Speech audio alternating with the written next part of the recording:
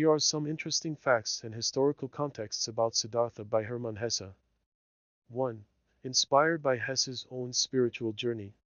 Hesse was deeply influenced by Eastern philosophy and spirituality. After experiencing a personal crisis and dissatisfaction with Western materialism, he traveled to India in 1911 to explore Hindu and Buddhist traditions. Though he didn't stay long, the experience profoundly shaped Siddhartha. 2. Written during a time of personal struggle. Hesse wrote Siddhartha during the early 1920s, a period when he was dealing with depression, the collapse of his first marriage, and the trauma of World War I. His search for meaning and inner peace is reflected in Siddhartha's own spiritual quest. 3. Blending Eastern and Western thought. Although Siddhartha is set in ancient India and draws from Hindu and Buddhist teachings, its core themes, self-discovery, individuality, and inner peace, align with Western existentialism and German Romanticism. Hesse sought to bridge Eastern and Western philosophies. 4. A fictional story, not a historical biography. While the book shares its title with the birth name of Siddhartha Gautama, the Buddha, it is not a biography of the Buddha. Instead, Hesse creates a fictional character who crosses paths with the Buddha but chooses a different path to enlightenment. 5. Originally published in German, 1922. The book was first published in German as Siddhartha, ein Indisch Diadem, Siddhartha, an Indian poetic work. It wasn't widely known in English until 1951, when it was translated and gained popularity in the West, particularly during the 1960s counterculture movement. 6. A favorite among the 1960s counterculture. During the 1960s and 1970s, Siddhartha became a spiritual guidebook for many in the hippie and beat generation movements. Writers like Jack Kerouac and thinkers like Alan Watts helped popularize Eastern philosophy in the West, and Hesse's novel resonated with those seeking spiritual enlightenment outside traditional Western religion. 7. The role of the river. The river in Siddhartha serves as a powerful symbol of the flow of life, unity, and enlightenment. It represents change, timelessness, and the idea that all things are connected, a central theme in both Hindu and Buddhist thought. 8. Influence of German Romanticism. Hesse was influenced by German Romantic writers like Goethe and Novalis. The novel's introspective style, deep emotional exploration, and focus on nature and the self are characteristic of Romantic literature. 9. A story of self-discovery, not dogma. Unlike traditional religious texts, Siddhartha does not preach a single path to enlightenment. Instead, it emphasizes personal experience and self-exploration, echoing the idea that wisdom cannot simply be taught, it must be lived. 10. Its lasting legacy. Today, Siddhartha remains a widely read and studied book, valued for its philosophical depth and poetic prose. It continues to inspire readers interested in mindfulness, spirituality, and the search for meaning in life. 11. Hesse's connection to Eastern thought began early. Hermann Hesse was deeply influenced by Eastern religions from a young age. His grandfather was a missionary in India, and his parents were scholars of Indian culture and religion. This exposure played a key role in his later fascination with Hinduism and Buddhism. 12. The book was initially not very popular. When Siddhartha was first published in 1922, it did not receive widespread attention. It wasn't until after World War II that the novel gained global recognition, especially in the US during the 1950s and 1960s, when Eastern spirituality became popular among Western audiences. 13. Influence of Indian philosophy and literature. Hesse was influenced by ancient Indian texts such as the Upanishads, the Bhagavad Gita, and Buddhist scriptures like the Dhammapada.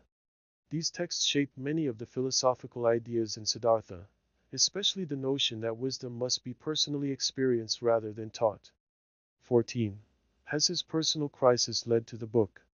Before writing Siddhartha, Hesse suffered a mental breakdown, the collapse of his first marriage, and the trauma of World War I. He sought therapy with Carl Jung's student, J.B. Lang, and became interested in psychoanalysis and self-exploration, key themes in the book. 15. The novel's structure mirrors a spiritual journey. The book is divided into two parts, mirroring the four stages of life in Hinduism. Brahmacharya, student stage, Siddhartha learns from teachers, including the Buddha. Grihastha, householder stage, he indulges in wealth, love, and worldly pleasures. Vanaprastha, hermit stage, he renounces material life and lives by the river. Sannyasa, renunciation and liberation, he attains enlightenment through inner peace. 16. The role of sound in OM. The sacred syllable, OM, appears multiple times in the book and represents the unity of all things. Siddhartha first encounters its meaning through meditation, and later, the river itself reveals its deep significance. 17. The symbolism of the river. The river in Siddhartha symbolizes time, change, and interconnectedness. Siddhartha learns from the river that life is not linear but cyclical. Everything flows and returns. This realization is key to his enlightenment. 18. Hesse's Nobel Prize came later. Though Siddhartha is one of Hesse's most famous works, he won the Nobel Prize in Literature in 1946 for his novel The Glass Bead Game, which also explores spiritual and philosophical themes. 19. A book that resonated with counterculture icons. During the 1960s, Siddhartha was embraced by counterculture movements, including the Beat Generation and the hippie movement. Writers like Jack Kerouac and musicians like the Beatles, especially George Harrison, were inspired by its themes of self-discovery and Eastern spirituality. 20. The book's impact on modern mindfulness and meditation movements. With the rise of mindfulness and meditation practices in the West, Siddhartha remains a key text for those exploring self-awareness, personal growth, and inner peace.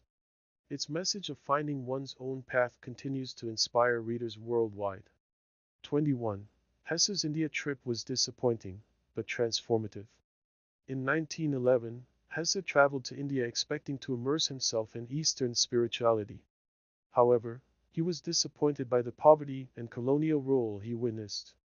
Instead of finding enlightenment in external travels, he realized that true spiritual discovery happens within, an insight that shaped Siddhartha. 22. The book reflects Hesse's interest in Jungian psychology. Hesse underwent psychoanalysis with J.B. Lang, a disciple of Carl Jung, in the early 1910s. Jung's ideas about the integration of the self, the hero's journey, and archetypes can be seen in Siddhartha, where the protagonist must reconcile his spiritual and material sides. 23. Siddhartha and Govinda represent two paths to enlightenment. Siddhartha and his childhood friend Govinda take different approaches to enlightenment. Govinda follows teachers, such as the Buddha, and seeks wisdom through others. Siddhartha chooses personal experience, learning through direct encounters with the world. Hesse suggests that enlightenment is a deeply personal journey that cannot be taught, only lived. 24. The name Siddhartha has a deep meaning. In Sanskrit, Siddhartha means one who has attained his goal. Siddha equals achieved, Artha equals meaning or goal. This reflects Siddhartha's journey from seeking external teachings to finding enlightenment within himself. 25. The novel's simple, poetic style was deliberate. Hesse wrote Siddhartha in a simple, rhythmic prose style inspired by ancient Sanskrit and Buddhist texts. He wanted the novel to read like a spiritual text, making its themes feel universal and timeless. 26. The Buddha in the novel is based on the historical Gautama Buddha. Though Siddhartha is a fictional story, the character Gautama, the illustrious one, is based on the real Buddha, Siddhartha Gautama, who lived in India around the 5th to 4th century BC. However, Hesse's Siddhartha takes a different path, showing that enlightenment can come in many forms. 27. Hesse was in self-imposed exile while writing the book. During World War I, Hesse opposed German nationalism and moved to neutral Switzerland. He became disillusioned with Western society's obsession with war and materialism, which further pushed him toward Eastern spirituality, reflected in Siddhartha. 28. A book that took decades to reach worldwide fame. While the novel was respected in Germany, it didn't gain massive popularity until the 1950s in the US, when it was translated into English by Hilda Rosner. The book then became a spiritual guide for the beatnik and hippie movements. 29. Siddhartha's awakening reflects non-dualism, Advaita Vedanta. In the book's climax, Siddhartha realizes that time is an illusion and that all things are interconnected. This aligns with the Hindu philosophy of Advaita Vedanta, which teaches that the individual self, Atman, is one with the universe, Brahman. 30. The novel was banned in Nazi Germany.